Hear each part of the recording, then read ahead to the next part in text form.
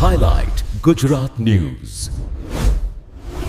આફ્રિકી દેશોમાં ગતિભેર ફેલાઈ રહેલા ઇબોલા વાયરસના સંક્રમણને ગંભીરતાથી લેતા ભારત સરકારે રવિવારે હાઈએલર્ટ જારી કર્યું હતું અને વધુ એકવાર એડવાઇઝરી જારી કરી હતી. એડવાઇઝરીમાં ભારતીય નાગરિકોને યુગાન્ડા, કોંગો અને દક્ષિણ સુદાનની યાત્રા નહીં કરવાની સલાહ અપાઈ હતી.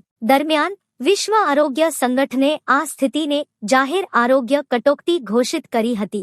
જો કે હાલ તુરત તેને મહામારીની શ્રેણીમાં નહીં રખાય તેવું હુએ સ્પષ્ટ કર્યું હતું. જે ભારતીય નાગરિક કોંગો, યુગાન્ડા, દક્ષિણ સુદાનમાં રહે છે અથવા એ દેશોની યાત્રાએ ગયા છે, તેમને સ્થાનિક આરોગ્ય વિભાગોના દિશાનિર્દેશોનું કડકપણે પાલન કરવા ભારત સરકારની એડવાઇઝરીમાં જણાવાયું છે.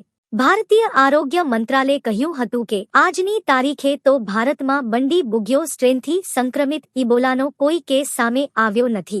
જો કે તેમ છતાં મંત્રાલય આંતરરાષ્ટ્રીય સ્થિતિ પર સતત નજર રાખી રહ્યું છે. Highlight Gujarat News.